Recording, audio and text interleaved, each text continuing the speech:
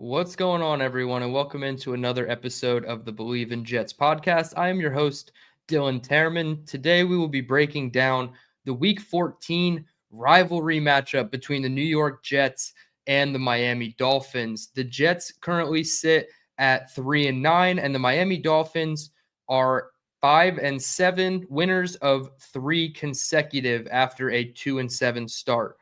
Both teams currently hold less than 1% chance to win the playoffs. So this game is certainly not going to be for the longevity of each season, but it is going to be important nonetheless because the New York Jets are desperate for a win in their division. I understand they have 3 wins under their belt against teams that are in the same lower tier as them, right? The Cincinnati Bengals with no Joe Burrow, the Cleveland Browns and Dylan Gabriel, and then the Atlanta Falcons and backup quarterback Kirk Cousins. So the Jets certainly need to get a win in the division. Miami is the measuring stick right now because they are only 2 wins better. We played them tightly in week 4 of this season, had a lot of miscues. The Braylon Allen fumble, Isaiah Williams fair catching at the 2. He had a fumble after kickoff after halftime as well on a kickoff. So certainly a lot of things need to be corrected from that last matchup, but the Jets are desperate for a win in the division.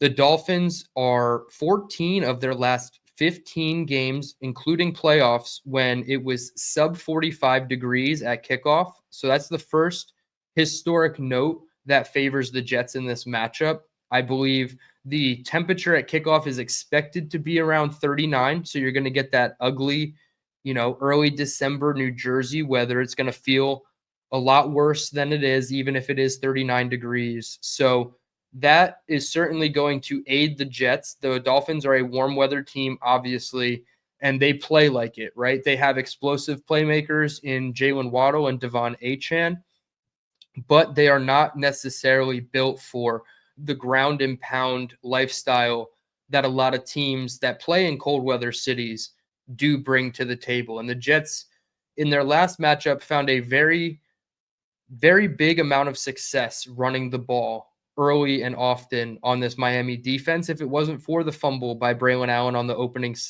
drive, there's a chance that the Dolphins were going to just curl up and lose that game to the New York Jets in week 4. So the Jets certainly need to pack their run game. They certainly need to pack their defense because quarterback Tua Tagovailoa has 14 interceptions this year, tied with Geno Smith for most in the NFL and tied for the most in a season of his career. So he had 14 in 2023, but that was over the entire season. This year, he still has 5 games to go. So there's a good chance that Tua has a career worst in terms of interceptions. We know the Jets have 0 interceptions on the season, a bad historic fact for the Jets this year, and they certainly could use one. And Tua Tagovailoa, he normally has the Jets number, but he is prone to throwing interceptions in some of those games. We no longer have Ashton Davis, who seemed to be the Tua killer when it came to interceptions. So that's going to be a bit of a problem. Who is going to be the guy to make the interception? And I think it's probably not going to be a secondary member. I've said this before. I think it's going to be a defensive lineman that gets the ball tipped up in the air and Jawan Briggs comes down with it or something unorthodox. It's not just going to be a jump the route or playing deep middle rangy safety and get the interception on Tua Tagovailoa. So the Jets certainly could use one here. No better opportunity than against Tua. It says all 14 interceptions have come against zone coverage per ESPN Analytics and NFL Next Gen Stats. So if the Jets do want to do a little bit of soul searching, go into their zone coverages instead of man coverages on third down, that's probably your best way to mitigate Tua Tagovailoa's success, right? On the flip side of having all 14 interceptions come in zone coverage, he has 7 touchdowns and 0 interceptions against man coverage. And the Jets are using man coverage 54% of the time, which is 3rd highest in the NFL. So you really don't want to go with your bread and butter. We saw that in week 4. A lot of the short to intermediate crossers, especially off play action, Tua would line up under center, fake the play action, bootleg out to his left. He'd have the guy in the flat, he'd have the intermediate crosser, and then he'd have the deep route accompanying it all to the same side. And we had linebackers overcommitting, overhang defenders pursuing multiple players aiming at the quarterback with their rushes instead of dropping back into zone, knowing that they're vacating their spot. They had 3 or 4 guys pursuing Tua out of their just abandoning their zones. So I definitely want to see less man coverage against the Miami Dolphins this week, more zone coverage. And I think last week against Atlanta, they saw a good bit of success early on going into zone coverage. They did have a few man coverage reps, and that's not to say all man coverage they run is bad. It seems, though, when they do run man coverage and it gets exploited, it's for a big spot in a big part of the game. So I definitely want to see more zone coverage by the Jets.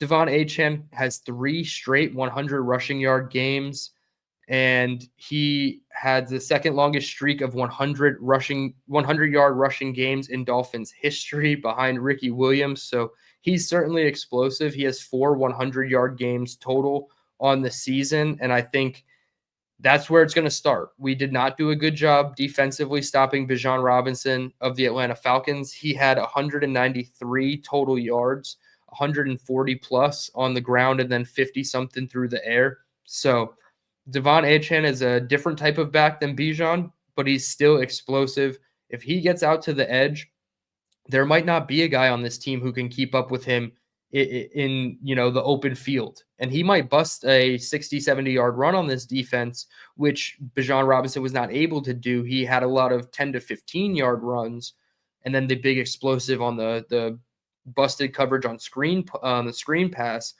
But he didn't hit us for that long 70-yard run, and Achane can do that. So I'm certainly worried about Achane, and they definitely need to continue to focus in on stopping the running back and forcing Tua in the cold to make throws. Offensively, for the Jets, I'm interested to see who of A.D. Mitchell and John Mechie shows up. Maybe they both show up this game and they're both able to light up the stat sheet. It seems like they're kind of playing ping pong. 2 games, it was Mechie. Now last week, it was A.D. Mitchell to the tune of 8 catches, 102 yards, and a touchdown.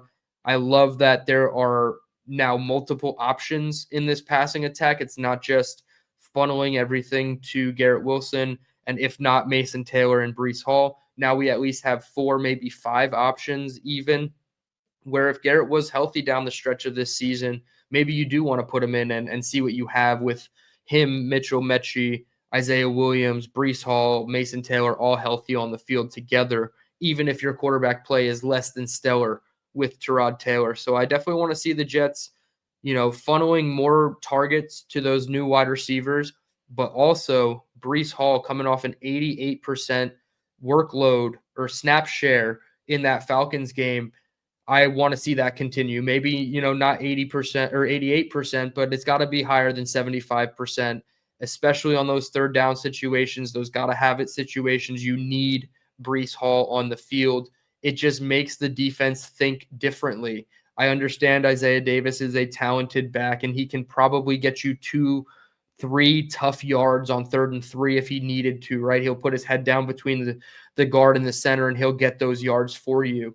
I just think with Breece, it makes the defense think differently to, okay, is Breece going to be a receiver? Do we have to cover him? How are we going to cover him? We can't let him go one-on-one with the linebacker to the perimeter because that's an easy way for them to get a first down. So definitely continue using Breece at the rate that he's going, more than 75, 80%, right? That's what I want to see him. And at least 100%, 90% at the worst on 3rd down, right?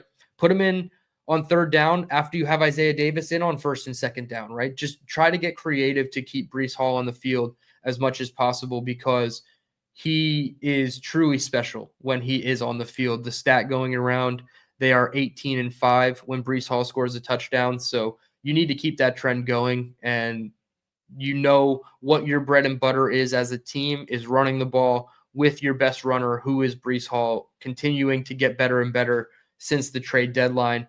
Only 166 yards away from 1,000 yards, which would be the first time in his career because his former coaches could not count, and he got stopped at 994 in the final game of that season in 2023. So definitely want to see Breece break 1,000 yards this year. I'm sure he will. Continue targeting him in the pass game. He only had 2 targets last week. I want to see him get like closer to 4 or 5 targets in the pass game, which I think they can do. Unfortunately, the Jets would technically be eliminated from playoff contention with either a loss or a win by both the Bills and the Colts. So we are already not going to root for the Bills to win ever. And we don't want the Colts to win because that benefits the Jets in terms of where we pick in the first round, thanks to the Sauce Gardner trade. So my hope is that the Jets don't get eliminated, one, because they win the game, and Buffalo probably loses and the Colts lose. So, I mean, maybe there's a chance that the Jets win and they get eliminated anyway, but we have a less than 1% chance to make the playoffs. So, not really thinking about playoffs, more looking at competitiveness, coaching competency down the stretch. I don't want to see AG lose us games because he makes a bad coaching decision late in the fourth quarter. I thought he did a pretty good job in the Atlanta Falcons game when he called the timeout with 1 minute and 40 seconds left. He stole a couple of possessions by the Jets offense, which led to the game-winning field goal by Nick Folk. So I definitely think AG has gotten a lot better with his time management, and he's 3-0 on challenges. He challenged a Breece Hall, was short to the line of gain on a third down situation. AG challenges it. There's the viral video of him mic'd up, joking with the ref, and he's 3-0 with his challenges. So he at least picks a good time to debate the call on the field, and he's been right every time. So certainly some things that are getting better with the coaching staff. All in all, it is a 3-9 football team going up against a 5-7 football team. So I don't expect a ton in this game. My final score prediction is going to be 21-17 Dolphins. It's just very hard to pick the Jets to win a game, even coming off a win against the Atlanta Falcons. I want to see more evidence before I can start picking the Jets to win games. I think they'll keep it close.